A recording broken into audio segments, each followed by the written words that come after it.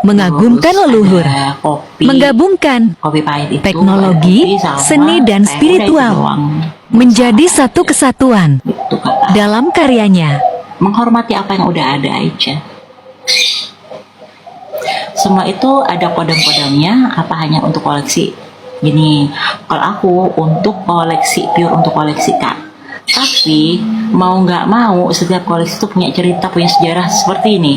Kakak kalau beli laptop atau beli handphone kan ada spesifikasinya, ada softwarenya ya nggak?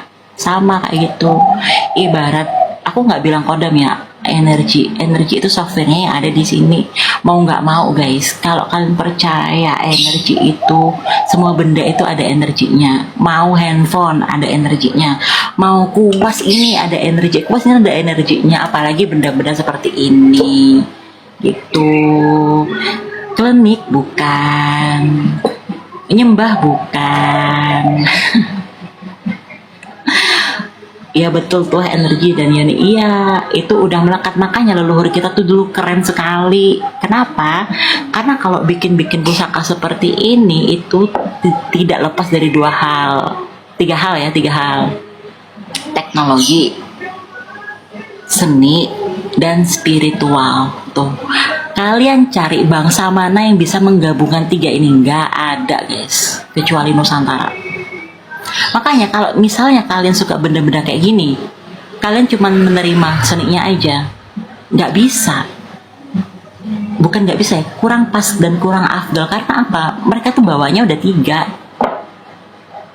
Seperti kalian ya, beli laptop atau beli handphone doang, nggak ada softwarenya, itu berarti bukan handphone namanya. Seperti itu. Bapak kita nggak bakalan bisa jadi kita kalau nggak punya energi. Betul, semua itu energi guys.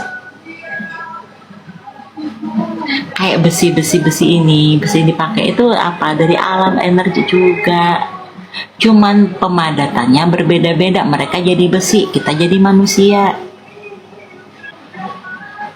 Nah ini juga betul tuh Kak Roh Ganala ya, UNESCO itu mengesahkan apa sih kalau bahasanya itu, sebagai Kristus sebagai warisan tak benda. Ayo, padahal tuh Kristus kan benda, kenapa kok jadi tak benda? Coba ada yang bisa jawab nggak? Kenapa Kristus itu jelas-jelas ada wujudnya benda, kenapa kok namanya warisan tak benda? Sama kayak batik, kenapa jadi warisan tak benda coba? Karena yang dinilai itu bukan cuma benda tapi prosesinya. Prosesi sebelum bikin keris itu, tumpu itu yang diapresiasi, yang dinilai. Jadi gak cuman barangnya aja tapi prosesi pembikinan kerisnya itu yang dihargai juga, yang dinilai dari UNESCO. Itu namanya yang tak benda. Gitu prosesinya guys, yang dinilai, yang dihargai. Jadi kalau misalnya itu berkaitan dengan mistis ya nggak apa-apa, itu memang penyebutan orang berbeda-beda. Tapi ketiganya itu terkait dalam satu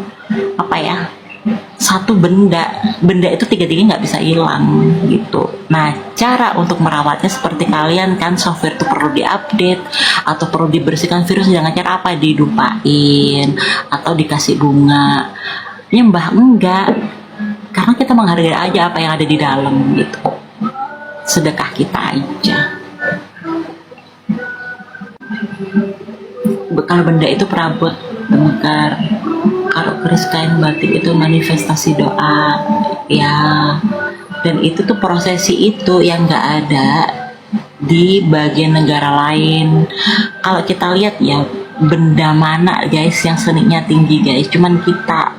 Coba bayangin bikin kayak gini aja ya, kalau memang mau dibuat buat nusuk aja ya, kenapa harus kasih naga, kenapa harus kasih kalajeng, kenapa harus dikasih emas? Coba ngeribetin.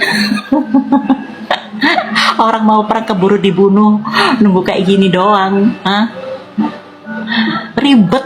Iya memang ribet, tapi kalau kalian ya lihat nilai seninya tinggi, orang mana yang bisa bikin kayak gini guys? Nggak ada. Tempat lipat keris juga sama, orang mana yang kepikiran bikin kayak gitu? Nggak ada. Iya makasih Kak Rio, Om Rio.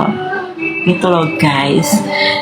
Jadi kalau memang dibilang gaib, Mrs. It's okay, nggak apa-apa karena orang tuh males mikir, males ngejelasin. Kalau dibilang gaib udah selesai, nggak ada pertanyaan lagi. Iya betul banget, menjadi orang Indonesia nguri-nguri budaya.